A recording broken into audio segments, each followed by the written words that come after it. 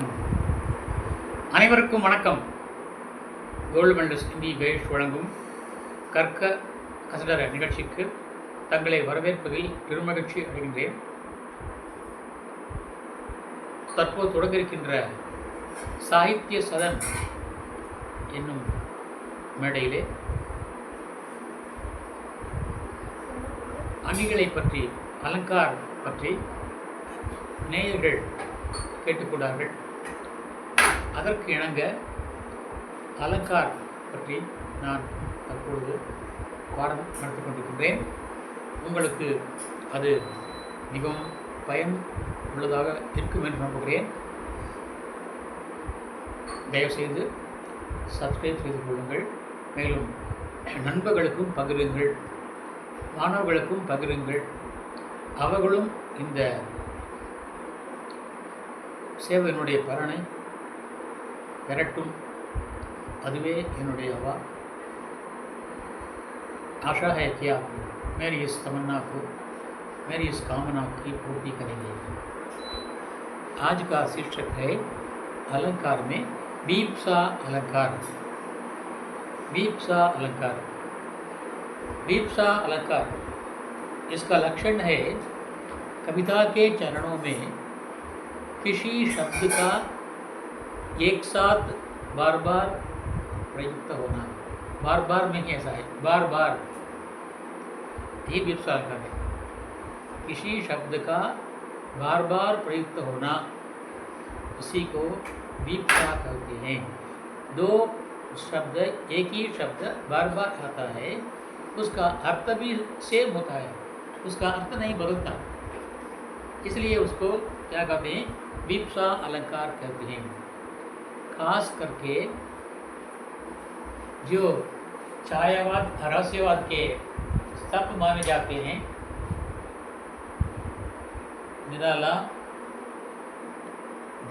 निराला, पंत, निराला, प्रसाद और महादेवी वर्मा, ये चारों कविगण रहस्यवाद और छायावाद के स्तंभ, तूण माने जाते हैं। इन चार कवियों को बीप्सा बहुत प्रिय है। आप इनकी कविताओं में ढूंढिए तो बीप्सा आप बहुत पाएंगे।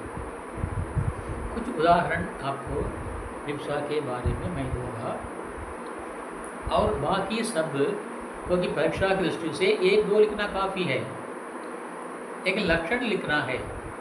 कविता के चरणों में किसी एक शब्द का बार बार प्रयुक्त होना और उस दोनों शब्दों का अर्थ भी वही होना, सेम होना, अर्थ में परिवर्तन नहीं होना चाहिए, उसी को बीप्सा कहते हैं। अर्थ में अगर परिवर्तन हो तो उसका अलंकार दूसरा है।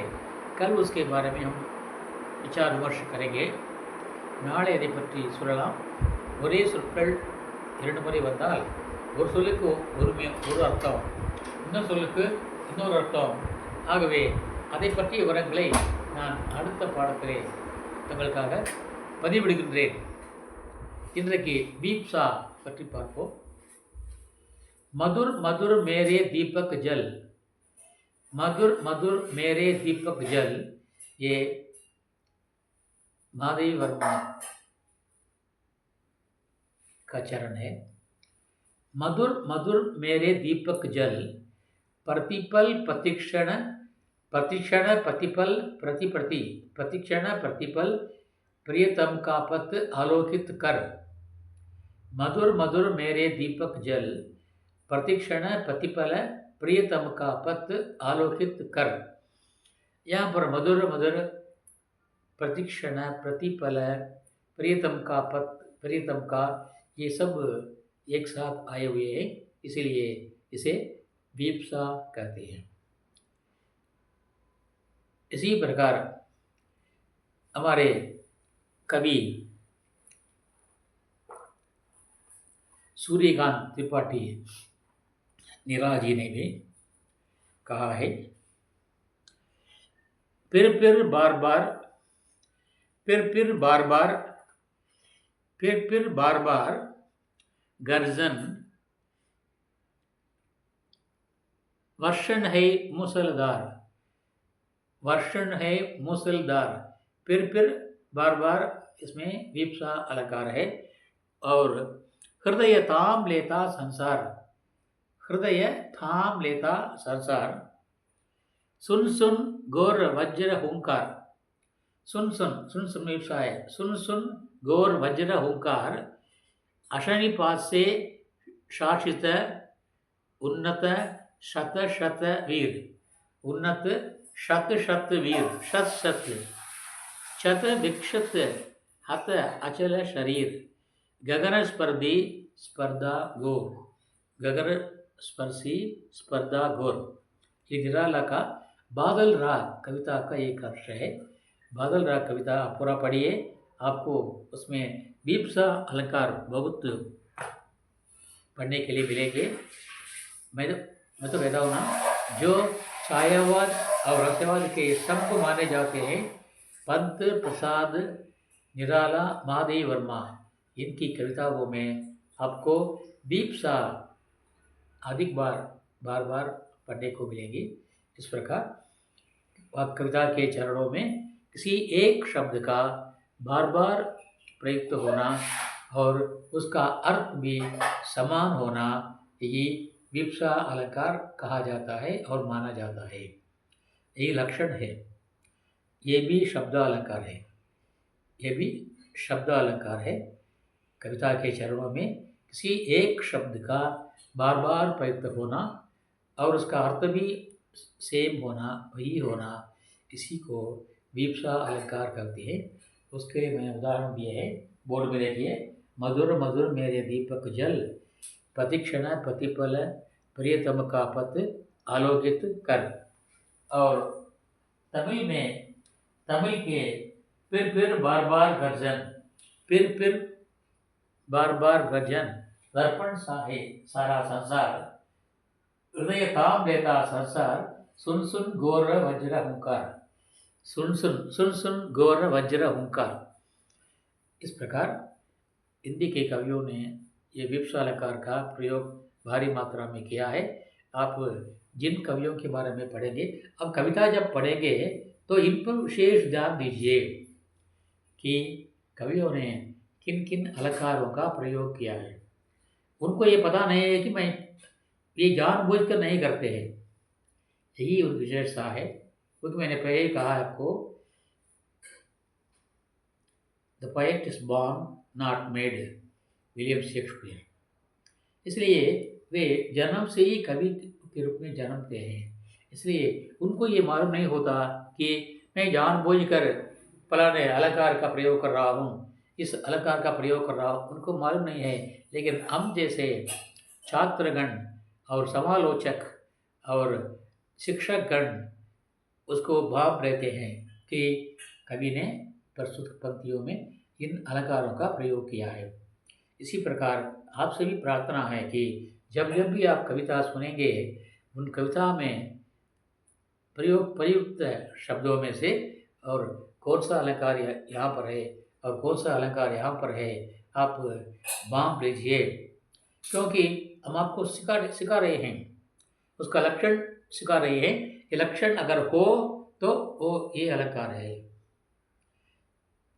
हम सिखा रहे हैं ना, उसी के आधार पर आप ढूंढिएगा, खोजिएगा, और इसी कारण आप भी भविष्य में एक महान कवि और कलाकार बन सकते हैं। क्यों नहीं बन सकते, बन सकते हैं।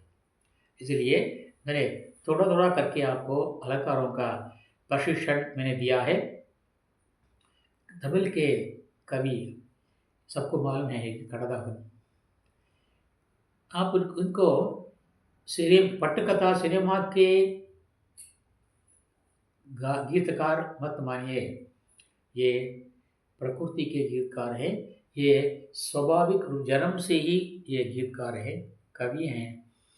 और जो साहित्य में, पुराने इतिहास में, हमारे शास्त्रों में लिखित है, उनका सर्वमान्य लोग स्तर से सभी अनपढ़ लोगों को भी उसका स्वाद लेने की दृष्टि से उन्होंने काम किया है।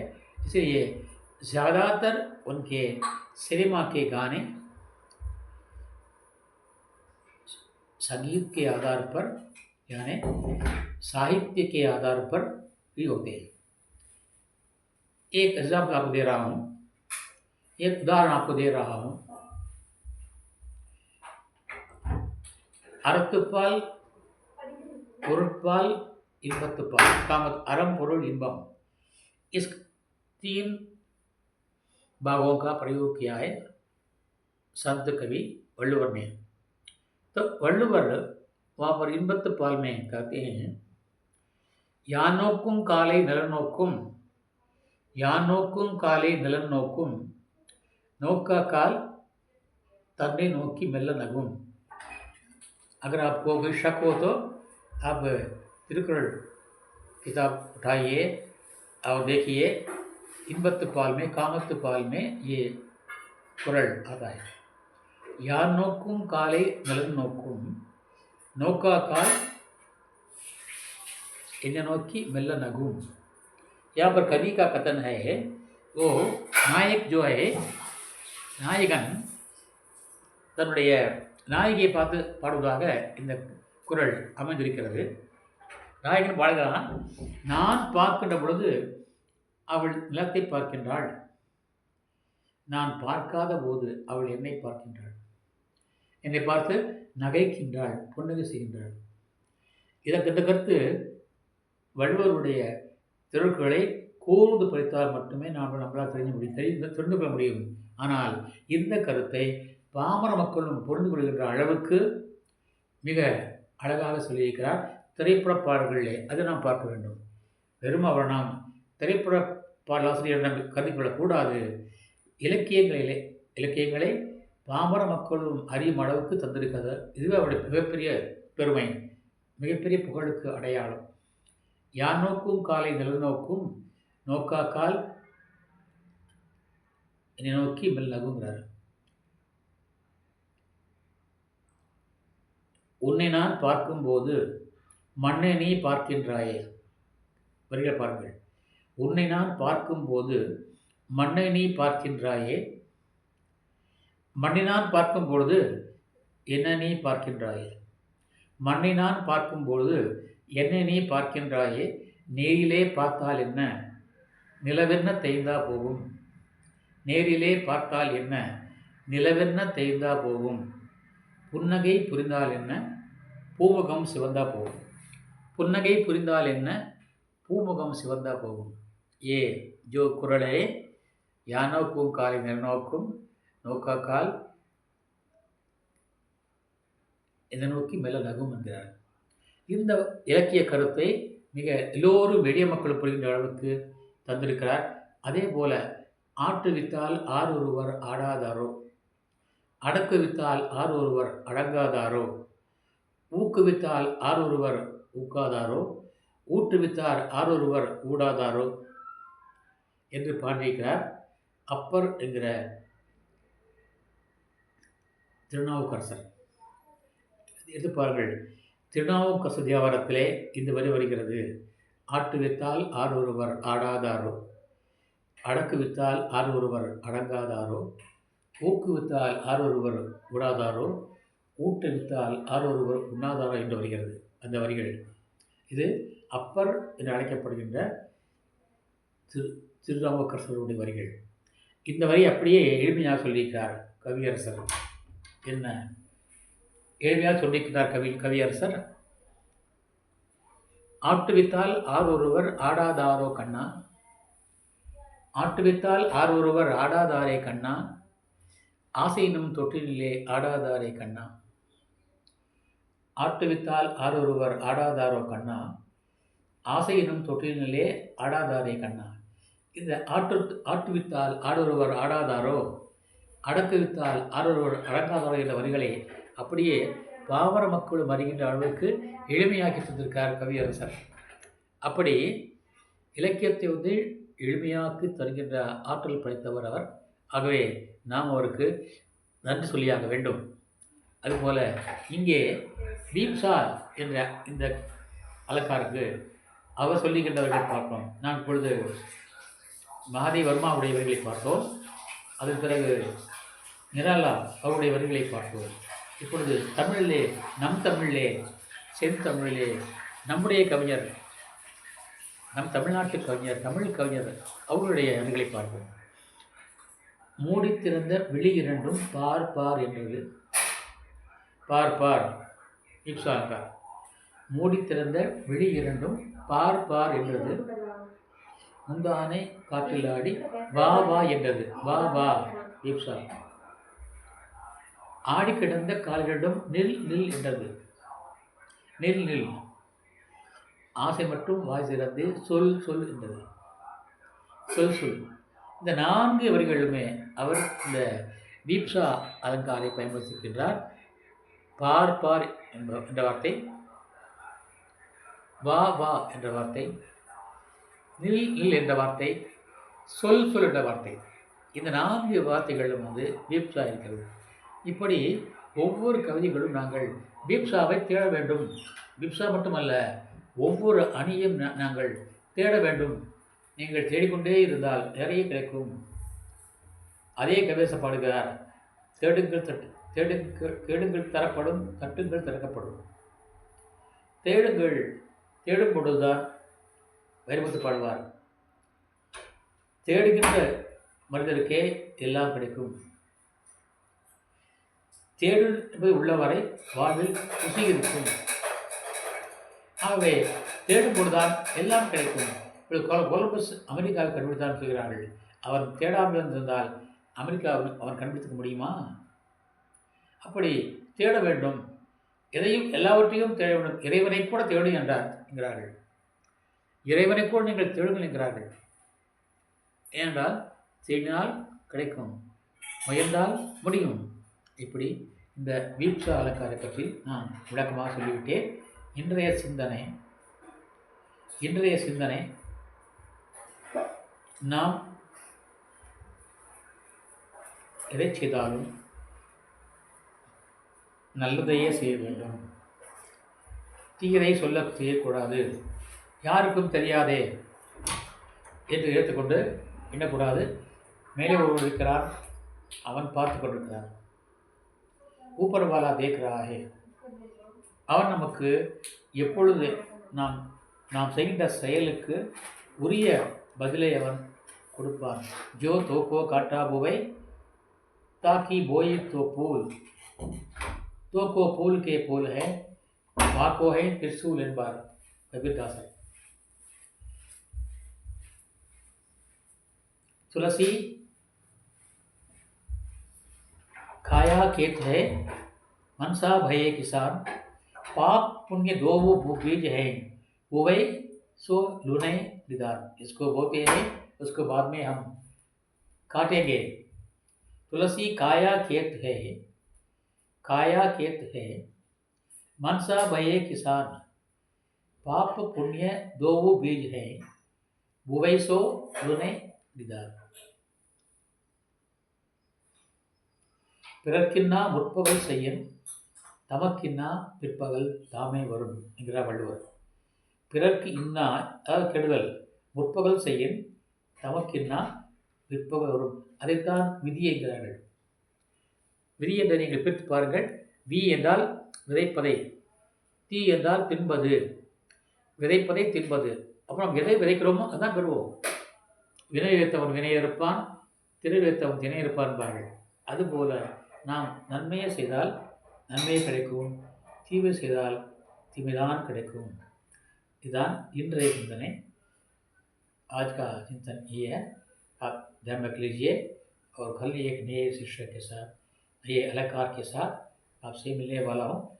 याद रखिए, ये दीप्सा अलंकार शब्दालंकार है, क्योंकि हमारे प्रवीण मुद्रा पाठ्यक्रम में शब्दालंकारों का अधिक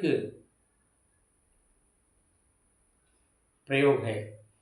वो पाठ्यक्रम में सिलेबस में अर्थालंकार बहुत कम हैं, शब्दालंकार बहुत अधिक मात्रा में है.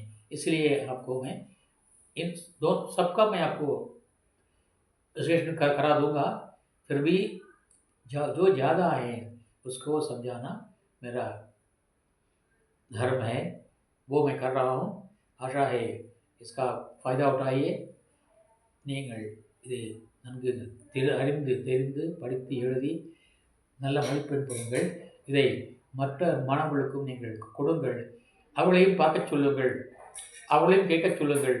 மேலும் மேலும் தங்களுக்கு இந்த தேர்வுகள் சம்பந்தமான எந்த ஒரு கேள்வி எழுந்தாலும் சந்தேகம் எழுந்தாலும் எனக்கு இந்த கீழ்காணும் அந்த எண்ணிலிருந்து எனக்கு நீங்கள் ஃபோன் செய்யுங்கள், கேளுங்கள். நான் கண்டிப்பாக செய்வேன் என்று கூறிக்கொண்டு இன்றைய பதிவை நிறைவு செய்கின்றேன். நாளை ஒரு புதிய தலைப்போடு தங்களை சந்திக்கின்ற வரை விடைபெறுவது தங்களின் அன்பன் ஆர் சுந்தரராஜன், திருப்பூர், தமிழ்நாடு. தன்யவாத். ஜெய்ஹிந்த்.